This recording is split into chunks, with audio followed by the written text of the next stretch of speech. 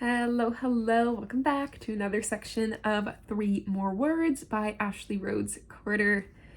We are going to hit the halfway point of this book with this section, so that's pretty exciting. We are in the middle of chapter 9. If you are just joining us for the first time, first of all, hi, I'm Julie. I read books over here. So we started this one a few sections ago. You can just go back and get caught up wherever you happen to be.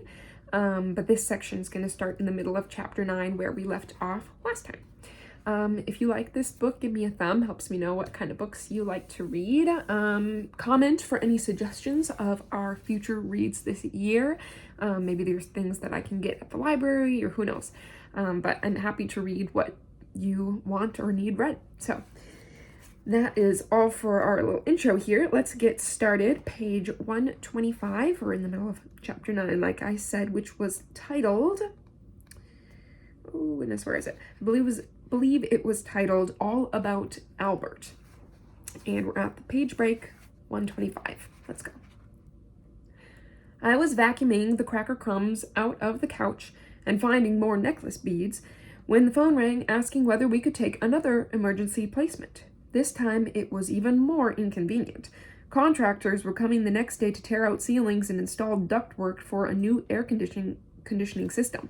We couldn't have a child in a home with all the dust and construction happening.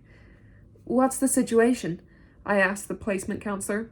"He's been living in a crack house. They found him under his unconscious mother in an abandoned home." "Sure, we'll take him," I said. We had planned to stay with my parents during construction, and I asked Gay if I could bring the new child. "Of course, I'll get the crib that's at my dad's house," Gay said without a pause. A few hours later, Juanita, the caseworker, came to the door carrying Albert, a small, thin 2-year-old boy who looked younger. Loki, our husky, came to greet the newcomer, followed by Bella, our chubby chihuahua. "Ah!" Albert screamed. He shook so violently I feared it was the start of a seizure. Eric corralled the dogs into the backyard. The terrified boy hadn't made it a foot into our home yet. "Has he eaten dinner?" I asked. "I was going to get him a burger," Juanita said, but he was too hysterical to eat. It was a pretty bad scene when they took him. Crack house, lots of people crashing, arrests, swarming with deputies. The father didn't speak or respond. Kid might be retarded or mute or something. The child protective worker thought the mom might have recently overdosed. Juanita nonchalantly rambled on with what little she knew and wasn't very tactful with her words. "How long will this placement last?" Eric asked. "A few days to a week. He's from Pasco County, but they didn't have any shelter beds." Waiting for Albert's arrival, I had made a plate of snacks and fruits. I patted a stool by our kitchen counter. "Place him here. Maybe he's hungry." He kept clinging to Juanita until I popped a banana slice in his mouth. He chewed it quickly. After a few more, he sat on the stool and let me feed him. Juanita handed me his moldy bottle, which had to go right into the trash. I gave him a sippy cup, which he knocked to the floor. "He probably needs babying," Eric said, and made up a fresh bottle. Albert grunted. His plate was clean, but he wanted more. I made a small cheese sandwich for him. He shoved several pieces into his mouth at once and started choking. I fished some out with my finger and let him suck on his bottle to wash the rest down.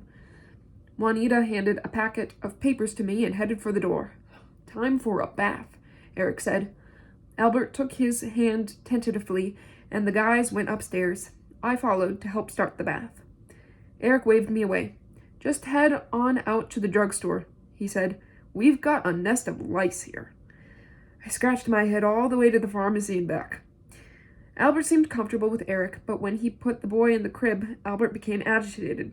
He crawled out and ran out the door, crying, "Ah!" "Let him go," Eric suggested. We followed him down the stairs as he frantically looked for something. When he arrived, he'd been clutching his bottle and a rag. He zoomed over to the front door and saw that his rag had slipped under the dining table. Eric fished it out and handed it to him. Albert gave a satisfied grunt and allowed Eric to tuck him in with a new teddy bear and the wretched, smelly rag of a blanket. "Lice?" I mouthed. Eric gestured to let him have the rag anyway. Once again, we stood in the doorway, waiting to see if this forlorn child would be able to fall asleep.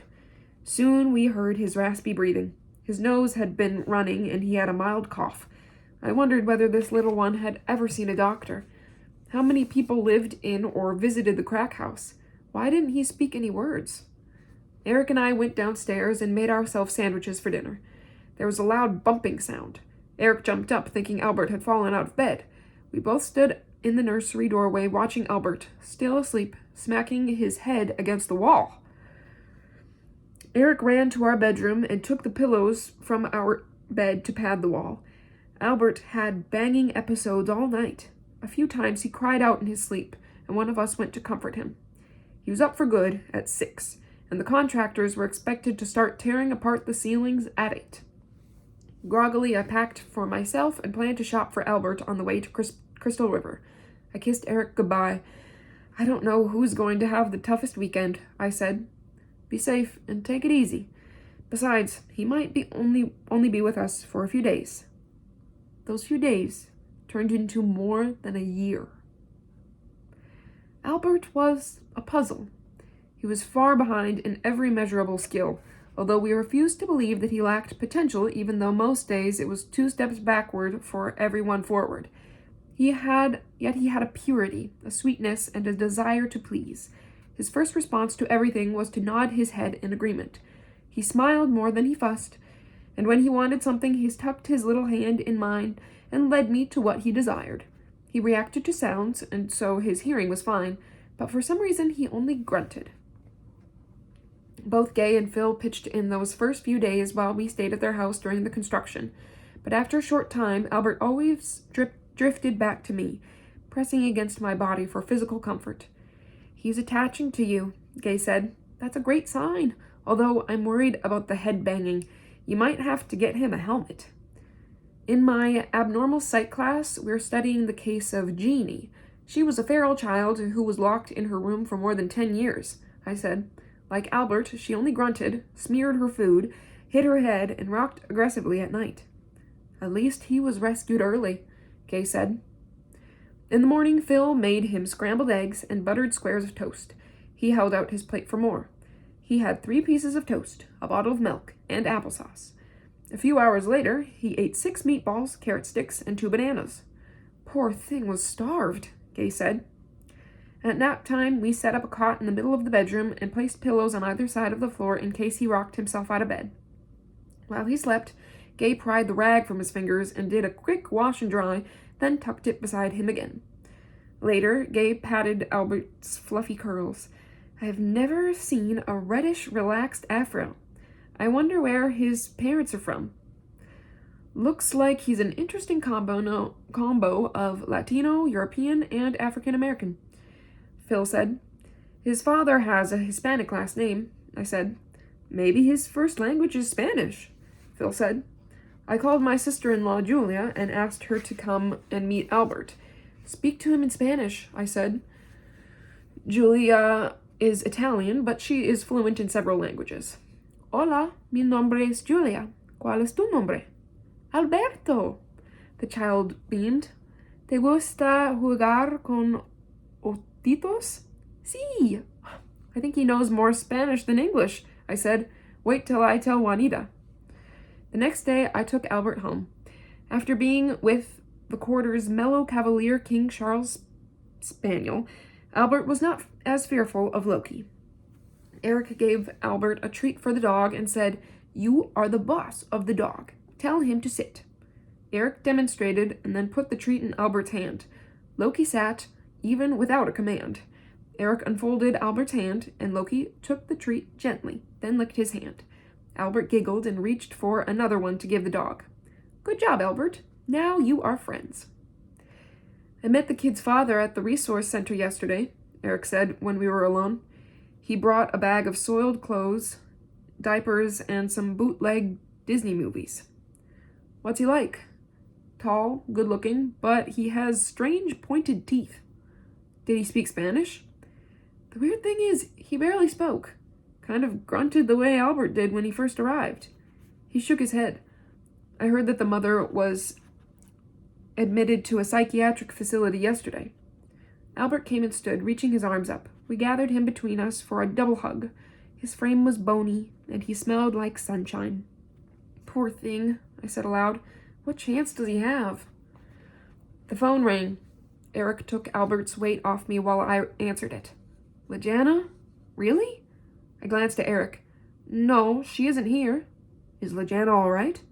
Eric asked. I sure hope so. The case supervisor thought she was still with us.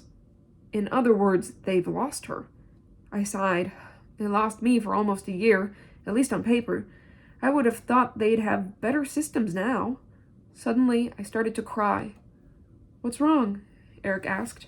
I haven't been a foster child in years, but it's so painful to see the same mistakes being made with these kids more than a decade later. I wiped my tears so Albert wouldn't get upset.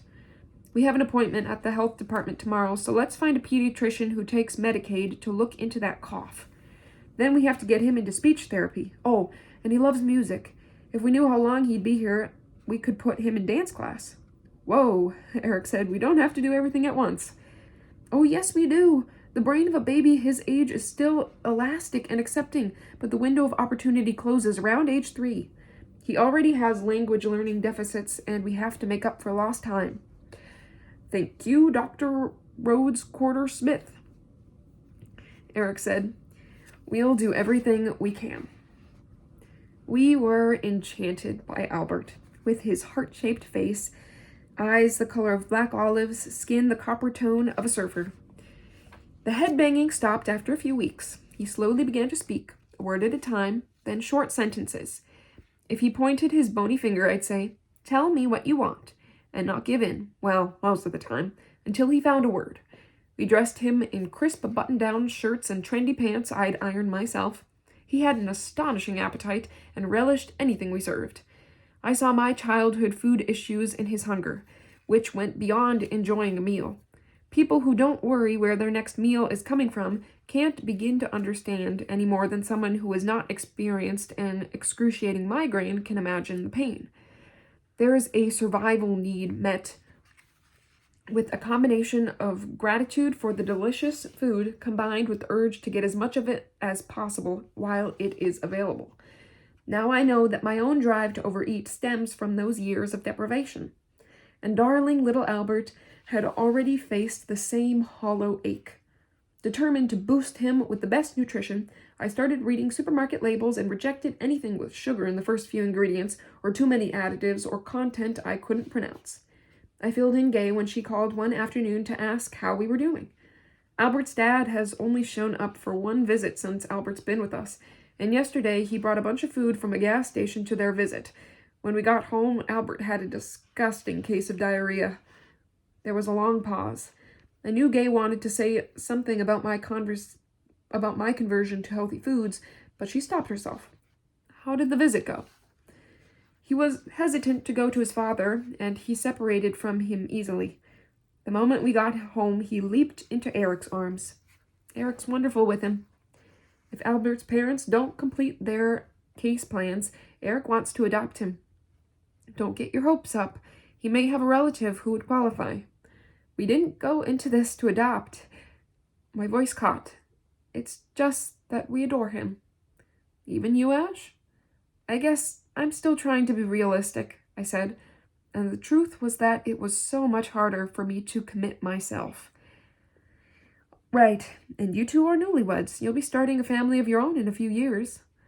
Life is what happens when you are making other plans, I said, quoting one of Gay's favorite lines back to her.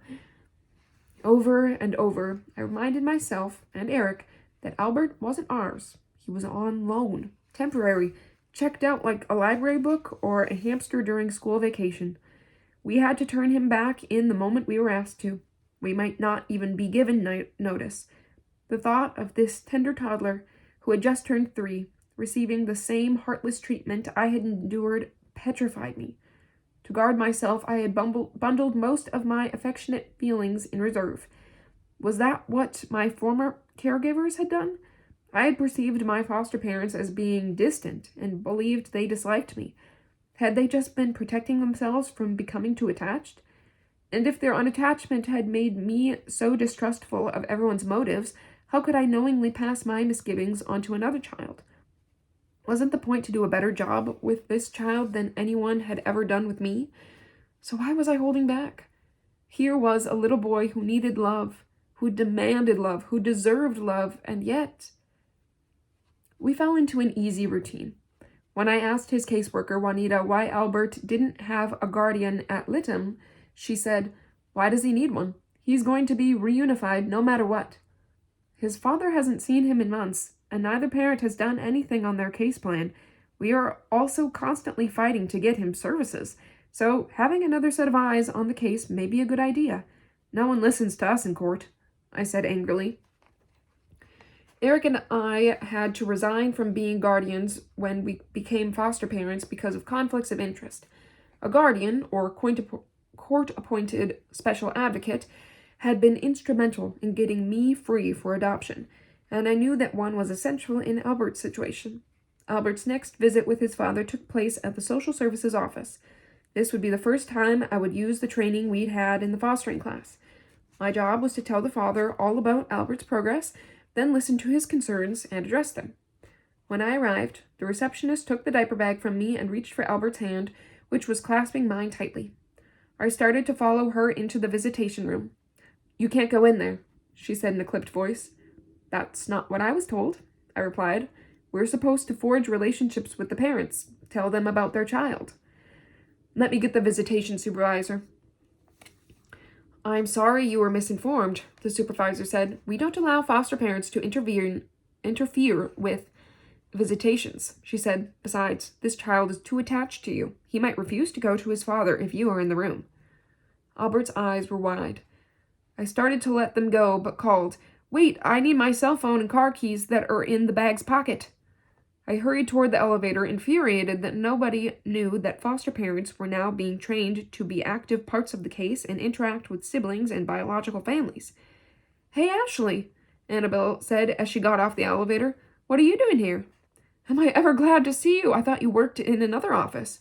"I'm here 1 day a week," she said, and noticing my scowl, asked, "What's going on?" I blasted her with what had just happened. She checked her watch. "I have some time before my meeting, so let's get this sorted out right now." She walked me into the supervisor's office, and Juanita was called in as well. "Didn't we just have a training on this?" Annabelle said. "She's the first foster parent to have asked for the new rule to be enforced," the director asked. "It's not a new rule," Annabelle said in a conciliatory tone. "It's a new paradigm. A way to integrate foster care and reunification." "As long as you are here," Juanita said, "we had a staffing about Albert." Staffings bring together as many people as possible who are involved in a child's case to discuss his status, well-being, and plans for his future. Since foster parents spend the most time with the child and thus know him the best, we should have been invited to anything involving Albert, but I decided to bring that up another time. Juanita continued. "So far, we've ruled out all biological family on both sides. The parents have failed services provided previously, which is a bad sign. But we're going to give the father another chance and place the child in a foster home closer to him." "Move, Albert?" I gasped. "When his father is ready for increased visits and overnights, the child will be nearby. You're, 2 hours away from here?" "I've been transporting with no complaints." "It's hard on our workers and his guardian." "He doesn't even have a guardian." She looked at his file. "Yes, he does. Nobody's called or visited us." I forced myself to speak in a calm voice. "Moving him now would be detrimental. He's settled in and making progress." I flushed, feeling panicky for Albert. Hadn't they learned anything since I was a child about the damaging effects of moves? I spent a month getting him into the developmental preschool, and they're thrilled with his progress. "We'll consider our options," was Juanita's non-committal response. Trying to get Albert all the services he needed took weeks of time. I enjoyed advocating for the little fellow, although it seemed we were the only ones initiating any action on his behalf. 9 months had passed since he was placed with us. Albert's mother was out of the picture, and his father had stopped coming to the monitored visits. One afternoon, Juanita stopped by the house. The court has granted Albert's father unsupervised visits. What? Eric said, shocked. Mr. Souza requested it at the last staffing, and the court accepted. What has he done on his case plan? I asked. He's got a job at Checkers, working 60 hours a week. That's impossible, Eric said. No fast food place gives that number of hours. That's what he told the judge, Juanita replied, her face a mask that concealed what she really thought. Have you confirmed it with his manager, or has he provided pay stubs? Eric asked. And what about safe housing? He's sleeping on the sofa of a former roommate. Someone who lived at the crack house? Eric said sarcastically. Of course, we're doing a home study of his apartment. Does this other guy have a criminal record too? We don't disclose that information to foster parents. We were the ones who nurtured and loved this little boy and were the most concerned about his safety. His father hadn't visited him in nearly 5 months. When he had shown up for a visit, he ignored our advice about appropriate activities, toys, and foods. He barely even spoke to Albert during visits. He would just bring a loud movie to watch. When Albert first came to us, he was practically feral. Now he spoke, laughed, was potty trained, drank from a cup, ate politely, and engaged with the world around him. If his father couldn't entertain Albert for an hour, how was he going to meet his special needs? His dad couldn't even maintain stable housing and had moved several times, living with numerous questionable roommates since the case began. My phone rang. The number indicated it was from Annabelle. We're really in a jam, she said. We have a baby whose foster mother can't take care of him anymore, and he's already been through both sets of grandparents. Not a problem, I said, if only to be amenable, so Annabelle knew I appreciated her standing up for me regarding Albert. 2 hours later, sturdy Lance arrived in a diaper meant for a baby half his size, and, as usual, without any clothes or supplies. And that's the end of chapter 9. All right, we are now on chapter 10, page 139. Becoming the Other Mother. The love of a foster mother for her charge appears absolutely irrational. That's a quote from Winston Churchill. You're Lance's 5th placement, his caseworker Mike Bigelow said as he unbuckled the baby from his car seat. How's that possible? I asked. He isn't even 6 months old. Mom and Dad both have severe mental health issues. He was born in a secure psychiatric ward and given to the maternal grandmother. Then a neighbor reported that she was hallucinating about feeding him to lions, and so he moved to his paternal grandparents. After we discovered a relative living there who had a sex crime conviction, he went to a shelter home and then his first foster home. Why didn't they keep him? Mike looked embarrassed. The foster mother complained he took too much time away from her dogs. Eric pointed to our dogs, which had been adjusting to life with small children since our first foster child arrived. Our priorities are different, he said. Are there any other relatives who can take him? I asked. Since he's already been through both grandparents and his parents are unstable, this will probably go to TPR. TPR meant this baby would be available for adoption. His parents are hard to talk to, but we don't think there is any other family.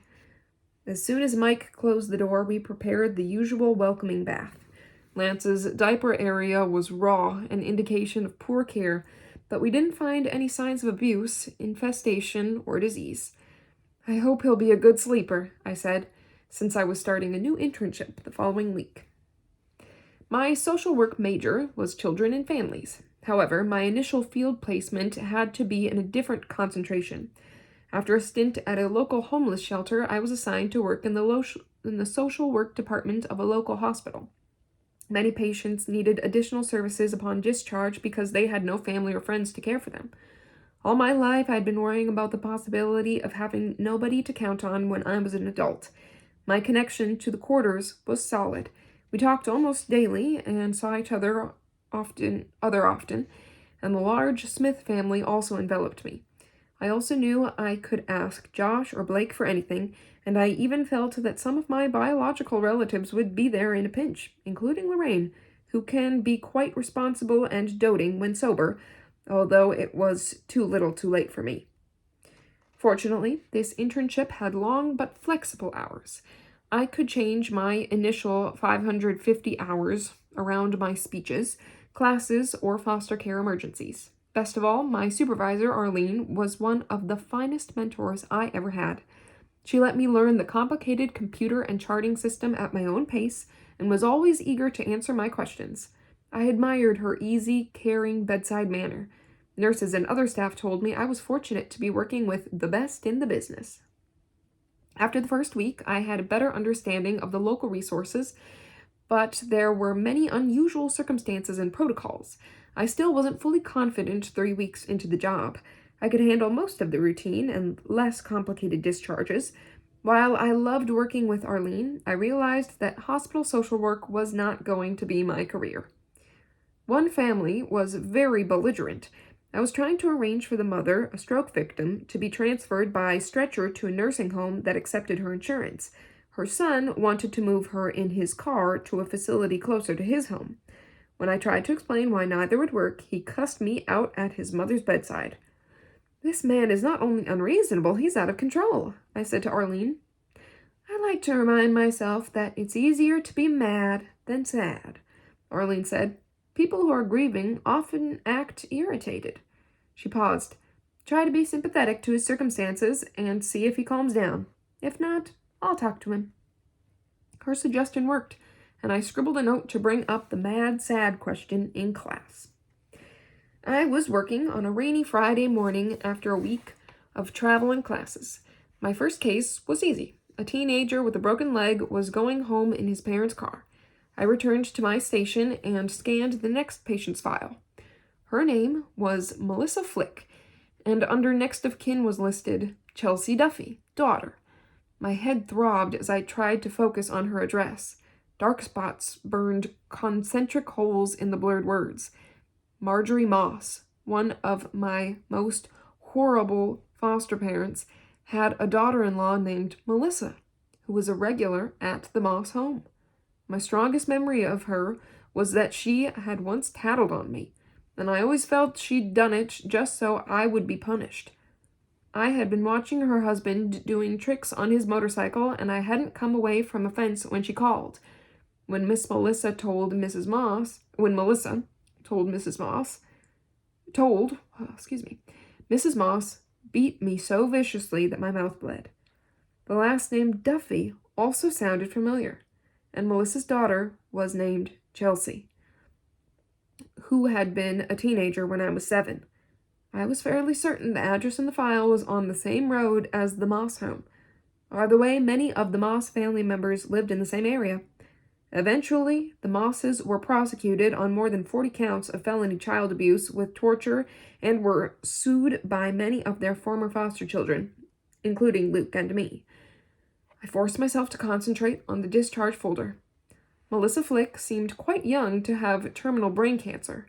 I rubbed my eyes as if that would clear the fog that had descended.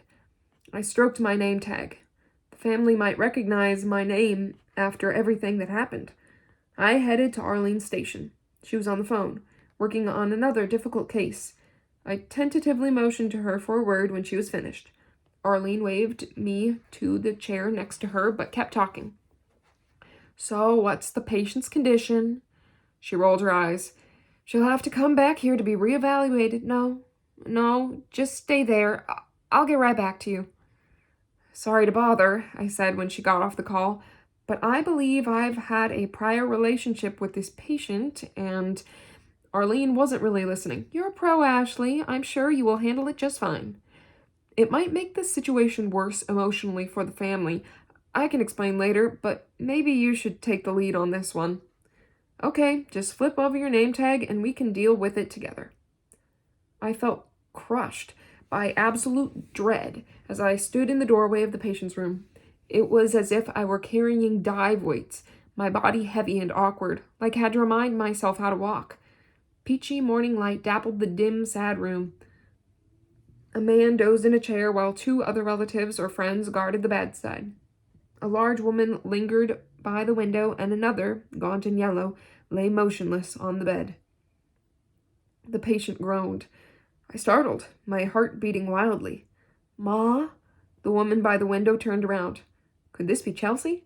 I searched for the features of the plucky teen inside the unrecognizable body. "Do you want more medicine?"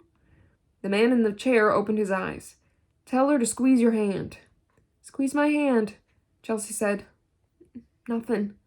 I can tell she's hurtin'." That voice, both raspy and childlike.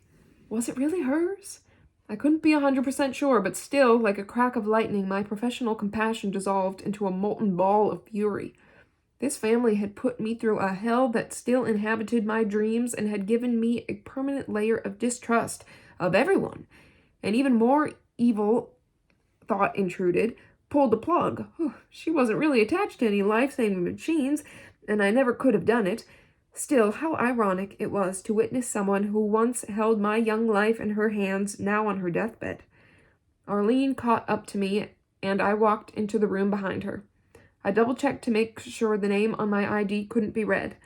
Arlene cleared her throat.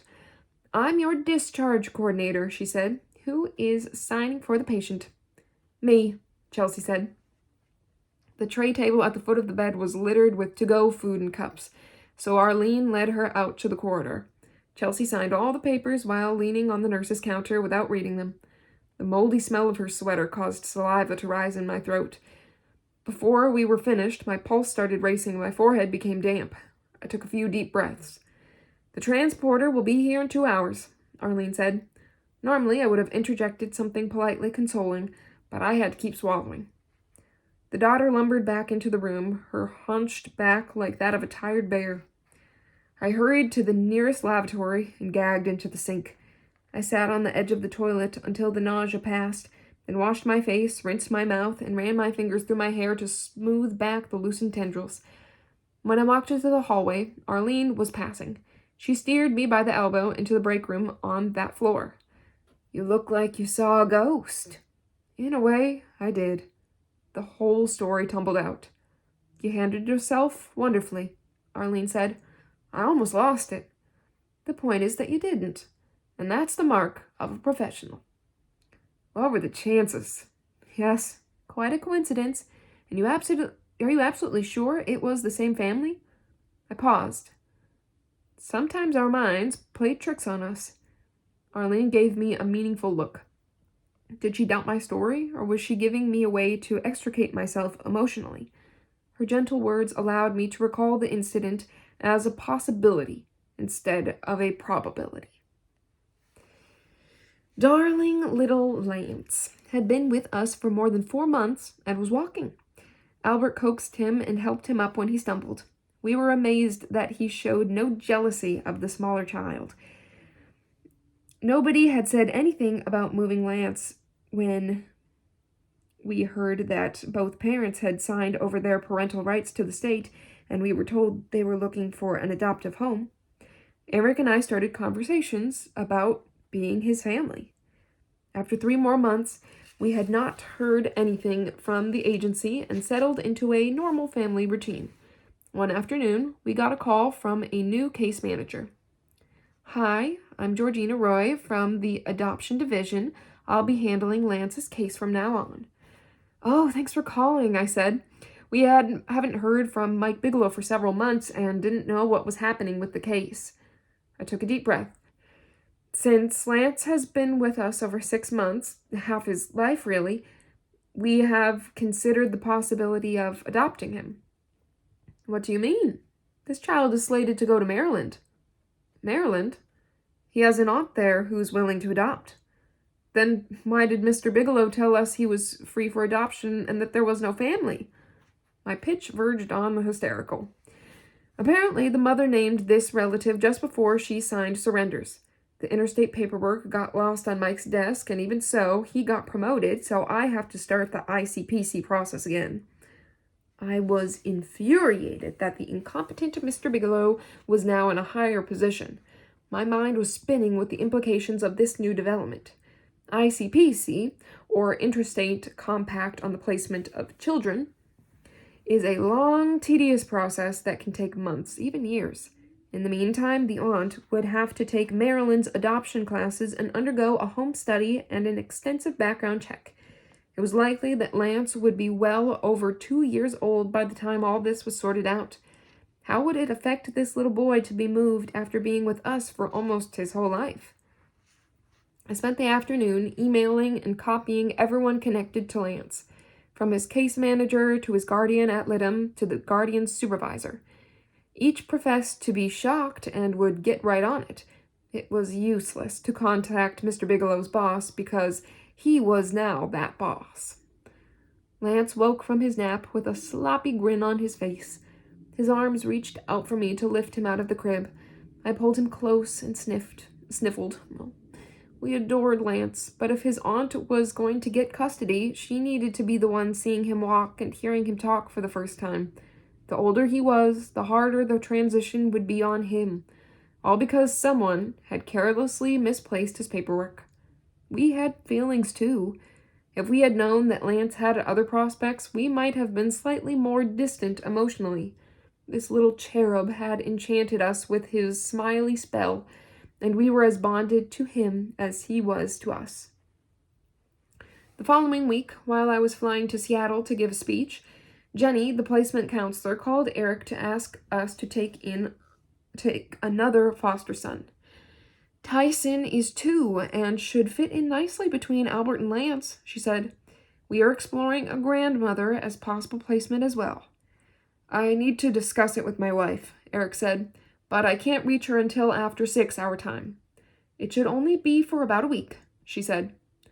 My flight was delayed, and I didn't return Eric's text, which didn't sound urgent, until he was already in bed. He called me right back. We can talk about it when I get home on Friday, I said. Actually, Tyson is here now. What? Last night he stayed in a shelter and his sister Diamond was just transferred to a girls' group home. They needed to move him today. Don't you think 3 kids is a little much to be taking on? He needs us. Eric is very economical with words. I could not refute him. Okay, I said from the other side of the country. Something tells me that we are going to have to take the lead to get them to do the grandmother's home study promptly. 2 days later, when I walked in the door, Tyson was sitting in the corner, partially hidden by draperies. Eric was on the floor, trying to coax him out with a bowl of dry Cheerios. He won't eat anything. I've made him smoothies, tried formula, nothing, not even a bottle. Eric was exhausted and worried. When they found him, he had been eating his own feces. I joined him on the floor. There was a sippy cup with milk. I passed it to the child and spoke to him in a sing-song voice. Hey, Tyson, my name is Ashley. Peekaboo. Tyson kicked his feet and threw his head back, crashing into the window. Oddly, he didn't cry. They had been abandoned in a trailer, and his teen sister has practically raised him. Eric's voice was a combination of disbelief and anger.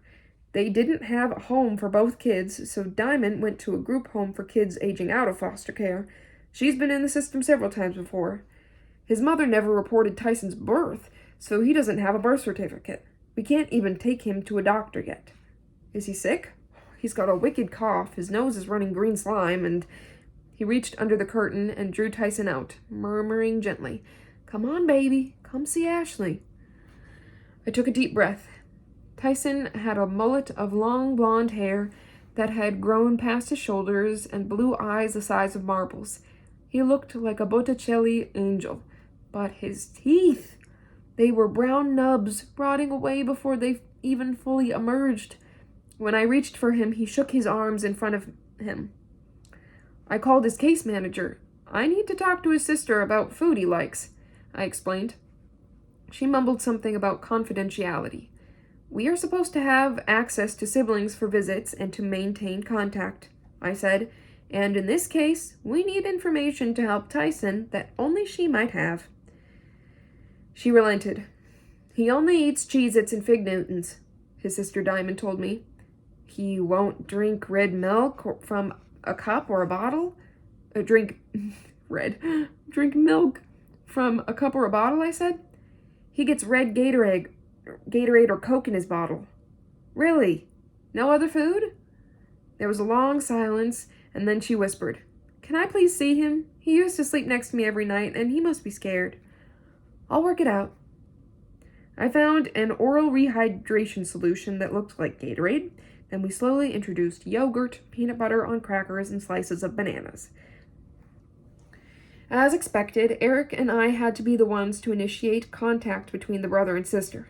The group home staff wasn't always helpful or easy to deal with, but we knew what the policies and regulations were, and we weren't afraid to quote them or to offer to contact those in charge. Eric and I tried to be low-key foster parents and separated that role from our public advocacy. But in a case like this, we needed to do whatever it took to be Tyson's champions. We had been told that Diamond was a runner and very troubled teen. Since I'd had so many labels put on me, I couldn't help but give her the benefit of the doubt. Over the next few months, she opened up to me. Her group home was designed as an independent living facility with a policy of leaving teens to make their own decisions in preparation for the real world. Needless to say, she wasn't getting much guidance or structure from them. "Have you thought about getting a job?" I asked. She looked at me as if I had asked if she had a bar of gold. "How are you doing in school?" "I don't really know. The group home should have programs to help you with finishing high school and getting into a college or trade school. You can even get help finding an apartment. You will also qualify for some subsidies." "Really?" When I was a guardian at Lytton, I helped my teen girls with these and other issues, like getting a driver's license and going to prom. So many foster teens miss out on these important milestones and experiences because there is no one who helps them or cares. I knew how to steer her to the right services in our area, but she had a grandmother who was willing to take both kids, so there was no point initiating anything until she was settled in her new town. When the placement was officially approved, Eric and I talked to the grandmother. "I'm not worried about taking on the girl," the grandmother said, "but a baby? I don't even know how to work those paper diapers." "Don't worry," I told her. "Diamond will be a big help, and we're only a phone call away." On moving day, a transporter arrived without Diamond. "They were supposed to go together," Eric said. "Diamond wasn't at the home. She went out the night before to say goodbye to some friends, and she never showed back up." "Does anyone know where she is or how to reach her?" I asked. "That's not any of my business. I've got to take this one to the grandmother anyway and don't have time to wait around." 2 hours later, their case manager called me back. "Just wanted you to know we found Diamond. She's in the hospital in critical condition. The weekend worker on call is with her." "What's wrong?" I imagined everything from a hit and run to a violent rape to a suicide attempt. "We're not sure yet." I dialed the weekend on-call number and spoke to the worker. "Actually, I am sitting next to the young lady right now," she said. "But this is a confidential case and you have no right to be involved. Only family is allowed. Her mother is on her way." Her mother? This was a woman who had yet to have a single visit with the children and had abandoned them in the first place. Eric and I had been the only stable, reliable adults in this girl's life during this time, and yet we were being treated like the enemy. Luckily, we had developed a solid relationship with the grandmother, who kept us in the loop. She explained that Diamond had an ectopic pregnancy that had ruptured. Oof. When we finally got to talk to Diamond, she was more frantic and angry than in pain. She was on the verge of tears because of the access the case manager had given her mother. "My mom took my best clothes just before she dumped us in that trailer, and now everything I had when I came in the hospital is gone too. She even stole my jewelry while I was in surgery and was gone by the time I woke up." What a piece of trash, I thought. I called the regular case manager right away and told her what had happened. All she could say was, "The mother has the right of access to her child, and they needed her to sign off on the surgery." "We are willing to take in Diamond when she's discharged," I said, hoping to protect her from a woman who would steal her child's possessions and not stay long enough to see if she was recovering. You'll have to take that up with placement. But it's easier for her to stay at the group home until she's medically cleared for travel. Albert had enjoyed having more children in the house. He and Lance were growing up together like brothers. Unlike brothers, however, it was preordained that they each would suffer an inevitable separation. Although many of Albert's skills were delayed, he had a precocious emotional awareness. He also had a knack for making every adult in his life feel important. The first words he learned were everyone's names, including all our extended family and his teachers. We were Mommy and Daddy. Workers, however, would call his birth father Daddy, which just confused Albert. During the rare visits, when someone would say, "There's Daddy," or "Go to Daddy," Albert would search for Eric. After Albert's father missed more weekly visits, Eric brought up the big question with a simple declaration: "I love Albert. I don't want him to ever leave." How was it that Eric found it so easy to love? Eric had loved me years before I could admit I felt the same way about him. Albert didn't have years. I was the designated mother, so I was the one who had to find a way to feel that fondness and commit to him first. That would be the signal for him to bond to me. Later, if we were separated by official decree, he could carry that emotional memory through other relationships. The law says his father should have only had 12 months to complete his case plan, Eric continued, getting more irate. He rarely visits, even though he was granted all that extra unsupervised time. Isn't he at the put up or shut up stage? Judges can make as many extensions and exceptions as they wish if they feel parents have made some kind of effort or face other hardships, I responded. Yes, but that's not what's happening here. He keeps telling the court that Albert's his seed. That evening, when I tucked Albert in, I kissed his soft cheek.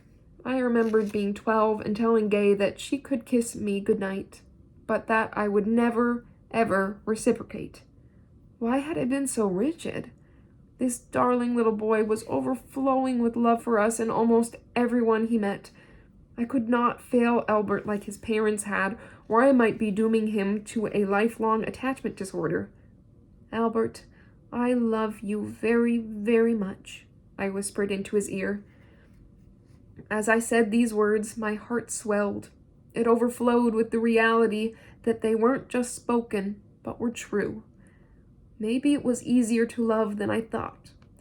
In parenting him, I realized that I had been parenting myself. By wholeheartedly loving him, I was loving who I had become.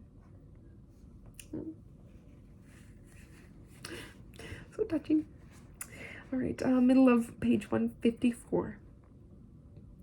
Albert had been living with us over a year when the judge extended the case plan to give his father more time. A few days later, we received a call to bring Albert to a visit for the first time in months. His father shot me what I felt was a hostile stare, as if daring me to hold his son back. Albert went to him easily, however. He did the same with the mailman or the grocery cashier, yet in this case, someone would write a report saying that he was bonded with his father. While his father fed him a fast food sandwich in a playroom, I met with Juanita, his caseworker, and her supervisor. Time is of the essence, the supervisor began. So we're stepping up the reunification process. Mr. Sosa's car hasn't been reliable, which is why he has missed so many visits. Now Juanita will be arranging for unsupervised visits twice a week. I was shocked by their change of direction. Why were they lapping up Albert's father's lame excuses and offering to walk him through his tasks well after the 1-year mark? We can't transport Albert 4 hours round trip twice a week, I said. I shot a glance at Eric. Other foster parents had warned us that child protection policies had recently shifted to fast-track reunification as a budget-saving measure, but now the rumors were impacting Albert. The following week, his father was granted unsupervised weekends, even though he had seen his son only a handful of times the entire case plan. even after he had been granted unsupervised day visits. "Where will his father take him?" Eric asked, deeply distressed. "Does he even have a safe place to live, or is he crashing with the same druggies?" That night, I jumped on the computer to do some of my own research. We took out Albert's file and made a list of mentioned names and addresses, and we searched for relatives or roommates his father might have brought up in court or during visits. The social media profiles for Mr. Sosa and his friends were revealing, unflattering, and uncensored. "Bingo!" I called out, showing Eric what I had found. "Wow, now we have proof of Dad's lifestyle," Eric said. "Maybe someone will step in to protect Albert. Be sure to send those to the caseworker." "I just did," I said, with copies to her supervisor and to the guardian at Lytton office. For months, we had been taking Albert to doctors for a cough that seemed to worsen every evening. A specialist finally determined that Albert had asthma and prescribed inhaler therapy. A few weeks later, we found out that we were being investigated for medical neglect. We were eventually cleared since 3 doctors had seen Albert. We were following all recommendations, and we'd kept meticulous records of visits and prescriptions. We never learned who'd made the bogus claim, although Mr. Sosa could have made it himself out of spite, especially if Juanita showed him the compromising photos and he suspected we were the ones who'd found them. There were so many possibilities. We were upset, not only at the false allegations, but also by getting a blemish on our foster care record that could never be erased. We made sure to attend the next court date. I introduced myself to Nell Grasso, Albert's court-appointed guardian, in the hall outside the courtroom. A courtesy guardian at Lytton had visited Albert at our home earlier that month and passed her notes on to Mr. Grasso, who had never met the child herself. Mrs. Grasso, excuse me. "Before we were foster parents, my husband and I were both guardians," I told Nell. The woman, who looked about Eric's grandmother's age, sniffed as if smelling me for the truth. "Albert has severe asthma and is getting inhaler treatment 3 times a day," I said. "Maybe you can bring this up, since both his father and his roommate smoke." "Tobacco is a legal substance," she said. "So is a car, but a child needs to wear a seatbelt." Nell didn't get the metaphor. I tried another tack. "Do you think Mr. Sosa has the ability to care for Albert on his own?" "He loves his little boy." "We're willing to offer him an open adoption." "Then your motives are obviously clouded." "Everyone for Sosa," the bailiff called, and we entered the courtroom. Juanita reported that visits were going exceptionally well. She painted a picture of a father and son who were very bonded and aching to be reunited. "Where do you live?" the judge asked Mr. Sosa. Martin Sosa gave 2 different addresses in 2 counties. His lawyer tried to sort out the confusion by explaining that one was an old address and one was his brother's. "Are you living with your brother?" the judge asked. Albert's father shook his head. "Does anyone else live with you?" "A guy named Rocky and another..." He hesitated. "I think it's..." He scratched his head. "Johnny?"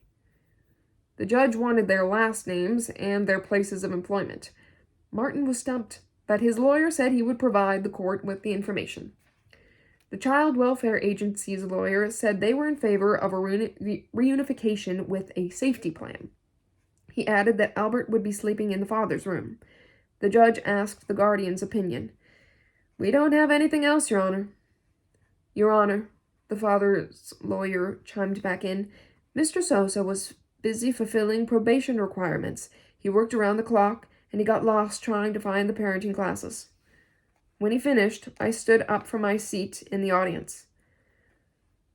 The attorney for the Department of Child and Families waved her hand at me. "Please sit down." "With all due respect, Your Honor, foster parents have a duty to report issues to the court." "You may continue," the judge said. "First, there was a period of more than 6 months where this father did not visit at all, nor has he shown the ability to find stable housing. He's moved 4 times since his child came into care." That's the past, and we are focusing on the future, the father's attorney said. Anything else? The judge asked, as though he were about to shut me down. I looked to the caseworker's table, waiting for her to stand and say something about what we had discovered online. She refused to meet my gaze. Yes, we found recent photos on various websites of the father and his brother partying, looking intoxicated, and using drugs in the home in question. Some of these pictures were taken on dates the child was visiting. A picture could have been posted on a date, but taken months earlier, the father's lawyer chimed in. Mr. Sosa is in the process of moving anyway, Juanita added, proving she was the department's mouthpiece and not looking out for Albert's welfare. My stomach squirmed, and a wave of heat rushed through me. I sat down and hugged my purse to keep from getting sick. Nobody in this room cared one whit for Albert. Nobody had seen the sunshine in his eyes or the rhythm in his step or been led by his tiny hand to a puzzle he wanted taken down from the shelf. Nobody else had wiped his chin or his bottom or soothed him when he cried out at night. They didn't know what it was like to put your lips on his forehead to see if his fever had gone down or to spoon him strawberry yogurt when he was too weak to feed himself. They hadn't seen him grow from being terrified of dogs to teaching them tricks, nor did they witness how loving he could be to his foster brothers. He used silly faces to coax a smile out of Tyson and made animal sounds to Lance to make him laugh. None of this mattered. Albert was a liability on the state's balance sheet. They needed to take him off the books and claim yet another success story. A family rehabilitated by their program and reunited to live happily ever after. And that's the end of chapter 10. I really hope that things go better for Albert. We will find out next time. Thank you for joining me for this section of 3 More Words, and I will see you soon with a new section. Bye.